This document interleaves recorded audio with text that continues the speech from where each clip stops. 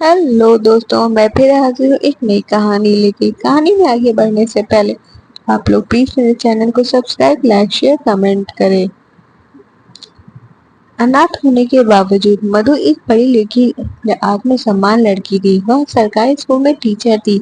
सभी उसकी प्रशंसा करते थे। एक बार स्कूल में वार्षिक मेला लगा जिसमें चेतन, स्कूल के प्रिंसिपल का बेटा जो उसका दोस्त था, मेले में आया। चेतन एक इंजीनियर होने के बावजूद भी कामचोर और आलसी था।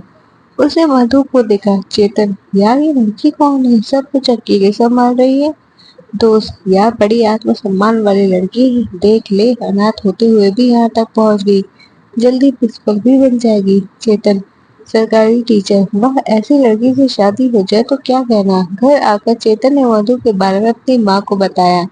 माँ ने चेतन की बात चलाई। प्रिंसिपल के बेटे की मध्यस्थता के कारण ये शादी पक्की हो गई। मधु की सहेलियां उसे चिढ़ाते हुए बोली, क्यों रे, ये है तेरा राजकुमार। तू तो कहती थी किसी ऐसे ऐसे से शादी नहीं करेगी। मधु, ये इंजीनियर है, अब इसके साथ मैं अपनी दुनिया बसाऊंगी। तुम सब मुझे दुआएं दो। मैंने लड़के से बात की, उसे कुछ भी नहीं चाहिए सिर्फ एक अच्छी लड़की के सिवा। सादगी से शादी करके चेतन मधु को घर ले जाता है। मधु इंजीनियर की पत्नी बनकर खुश बहुत होती है। शादी के अगले दिन चेतन की माँ उसे समझाते हुए कहती है, चेतन देख, अब घर में बहू आ गई है बेटा, अब अपने लिए अच्छी सी नौकरी ढूंढ ले। इस तरह घर में पड़ा रहना अच्छी बात नहीं। बेचारी क्या सोचेगी। चेतन, अरे माँ, इसलिए तो बिना दहेज के उस अनाथ से शादी की है, वरना क्या मुझे लड़कियों की कमी थी। बेटे से नौकरी नहीं होती माँ, अब तो मधु ही नौकरी करेगी। माँ, हे भगवान, कैसा बेटा दिया है, बिल्कुल अपने बाप पर गया है। समझ नहीं आता बहू इसके साथ जीवन कैसे बिताएगी।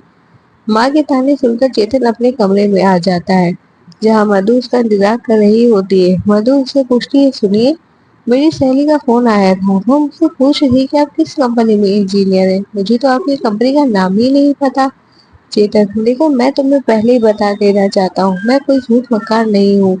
अच्छी खासी सरकारी में टीचर हो, बढ़िया तनख्वाह आती है, फिर भला मुझे नौकरी करने की क्या जरूरत। आखिरकार घर भी तो कोई देखभाल करने के लिए होना चाहिए ना। मधु, ये आप कैसी बातें कर रहे हैं। खैर, चिंता की कोई बात नहीं, मैं आपकी मदद करूंगी, हम मिलकर आपके लिए नौकरी ढूंढेंगे। चेतन, नौकरी नौकरी, क्या दिमाग खराब कर दिया है? इस घर में तो चैन से बैठ नहीं सकता। और याद रखना, कल से तुम्हारी छुट्टियां खत्म हो रही है। मैं तुम्हें छोड़े जाऊंगा और वापस लेने भी आऊंगा। ये क्या कम है, आई बड़ी। चेतन के जाने के बाद मधु उदास हो गई। इसलिए सपने में भी नहीं सोचा था उसका पति बेरोजगार और काम चोर होगा। मैं तो बहुत खूबसूरत सपने सजा के ससुराल आई थी। मधु, मैं अपनी पूरी जिंदगी किसी कामचोर के साथ बर्बाद नहीं कर सकती। मुझे इस आदमी के साथ नहीं रहना। मैंने इन्हें छोड़कर चली जाऊंगी।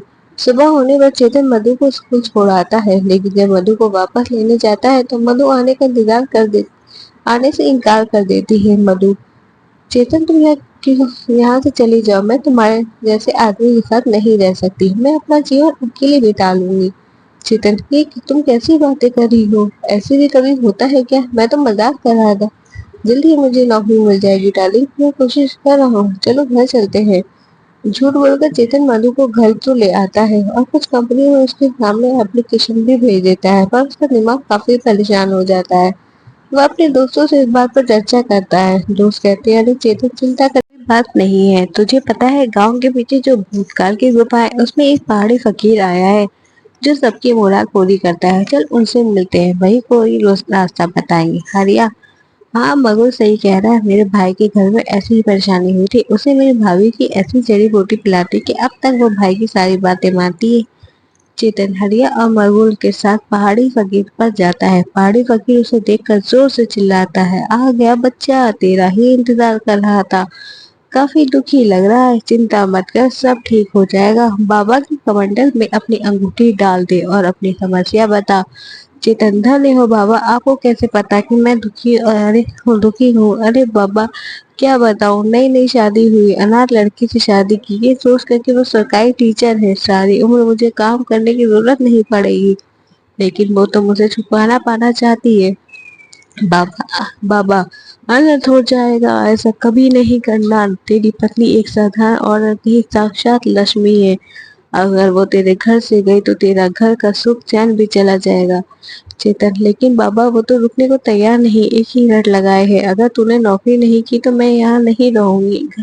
हर घड़ी मुझसे नौकरी करने को कहती है। बाबा, तो क्या यह बात है, अपनी घड़ी कमंडल में डाल और अपने जाकर मेरी चौखट को मिट्टी उठा ले, घर जाके उसमें टमाटर मिला लेना और अपनी पत्नी के चेहरे पे लगाना, तेरी समस्या ठीक हो जाएगी। अगर उसका चेहरा खूबसूरत हो तो सब ठीक है, और अगर चेहरे पर कोई मुसीबत आए तो मेरी तेरी बर्बादी निश्चित है। चल जा, अब बाबा का ध्यान का समय है।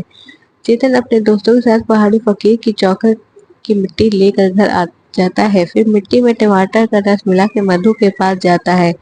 चतु चेतन, मधु बहुत थकी हुई लग रही हो, ये देखो तुम्हारे लिए दिल्ली से फेस पैक मंगवाया है, एक बार इसे चेहरे पे लगा कर तो देखो, सारी थकान दूर हो जाएगी। तो कहती हो ना मैं तुम्हारा ध्यान नहीं रखता, ध्यान तो क्या है।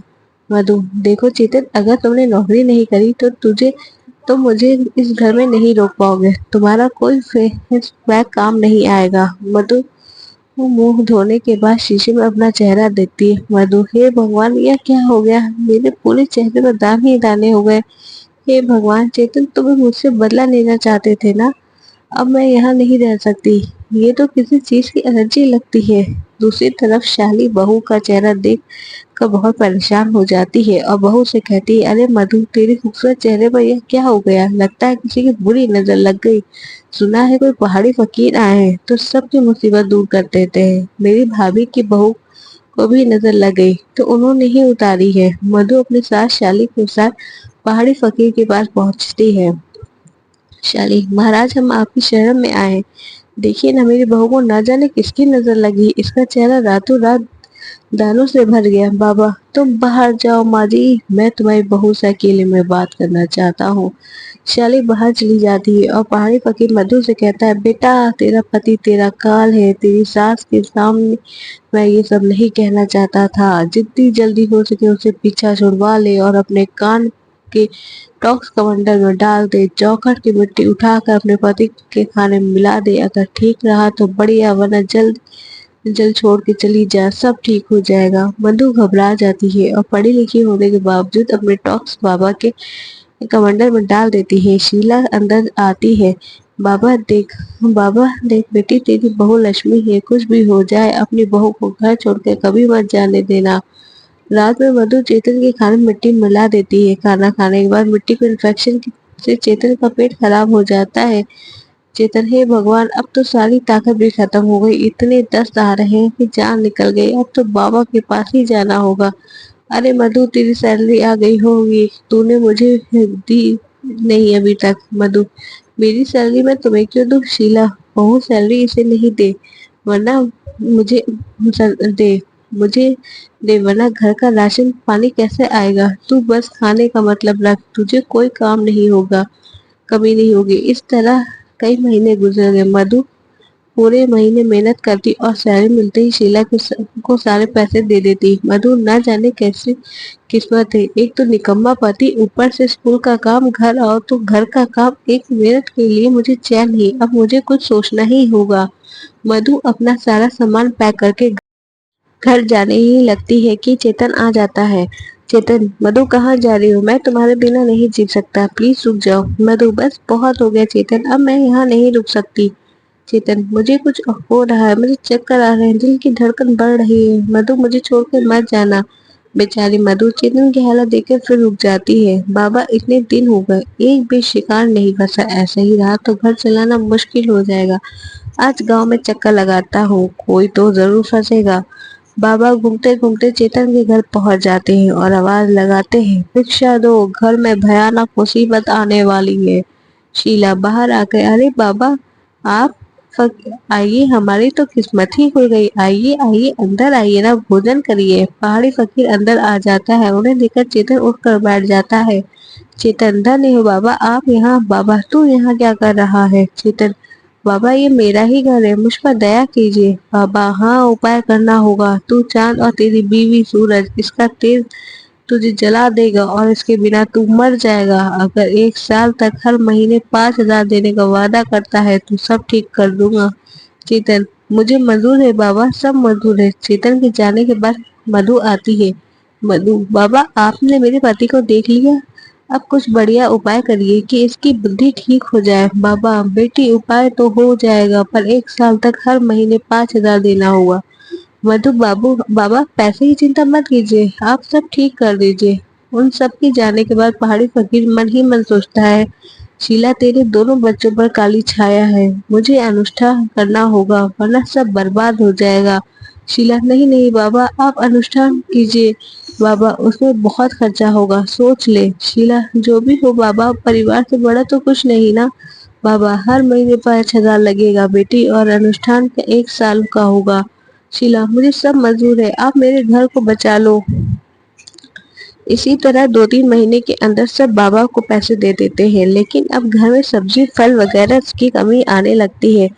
चेतन, माँ साबुन तो देना, बातों में साबुन नहीं है। शीला, बड़ा आया राजकुमार काम ना, कांच का बिना साबुन नहीं नहा सकता क्या? आज से घर में साबुन आना बंद, अब खुद की कमाई से ही साबुन लाना। चेतन, माँ मेरा जेब खर्च तो दे दे, तूने पिछले महीने भी नहीं दिया था। शीला, एक ढेला भी नहीं मिलेगा, जाकर खुद कमा। चेतन, आखिर माँ को क्या हो गया? लगता है कोई नौकरी करनी होगी, वरना बाबा को पैसे देना मुश्किल हो जाएगा।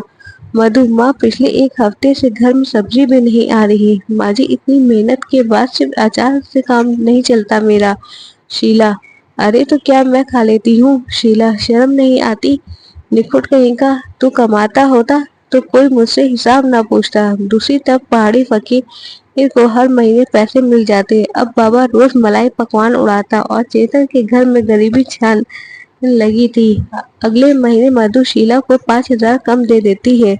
शीला, अरे बहू, ये पैसे कम क्यों? मधु, माँ जी इनकम टैक्स के पैसे कट गए। चेतन, इस महीने मुझे 5,000 चाहिए, एक कोर्स कर रहा हूँ नौकरी के लिए। मधु, दोनों को प्यार से बात करते देख शीला को यही लगता है कि बाबा का अनुष्ठान काम कर रहा है। करो, मैं तुम्हें पैसे दूंगी। एक तो जगह इंटरव्यू देता है और उसे नौकरी मिल जाती है। अब उसको विश्वास हो जाता है कि ये पहाड़ी फकीर की महिमा है। नौकरी मिल जाने के कारण मधु भी चेतन के साथ प्यार से रहने लगती है। अगले महीने शीला, मधु और चेतन अलग अलग बाबा को पैसे देने जाते हैं। मधु चेतन को देखकर चुप हो जाती है और वीडियो बनाती है। चेतन, जय हो बाबा, आपका अनुष्ठान तो काम कर गया, ये लीजिए आपके 5,000, बस अपना काम पूरा कर दीजिए। बाबा, कोई चिंता की बात नहीं, सब हो जाएगा।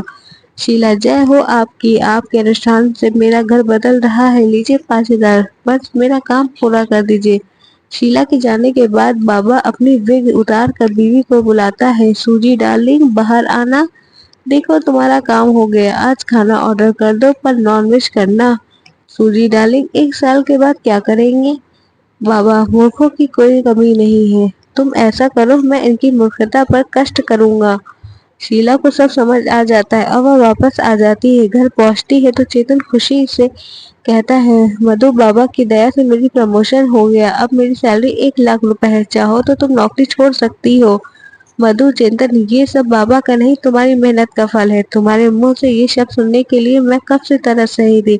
तुम तो जानते हो ना, मैं अनाथ थी, सारी जिंदगी मेहनत करके खाया। शादी के बाद मैंने चैन से खाना चाहती थी, पर अब मुझे नौकरी करना अच्छा लगता है। और तुम्हारे जैसे पति पाकर मैं बहुत खुश हूँ, मुझे और कुछ नहीं चाहिए। शीला, सब बाबा की दया है, उनकी पूजा से हमारा घर ठीक हो गया। मधु, उनकी कृपा से हमारा घर ठीक नहीं हुआ माँ, हमारा घर चेतन की मेहनत से ठीक हुआ है, बल्कि हमारे पैसे से उनका घर ठीक हो गया। ये देखिए। मधु सबको बाबा की वीडियो दिखा देती है। चेतन इस बाबा की वजह से नौकरी कर रहा था, अब मैं नौकरी छोड़ देता हूँ।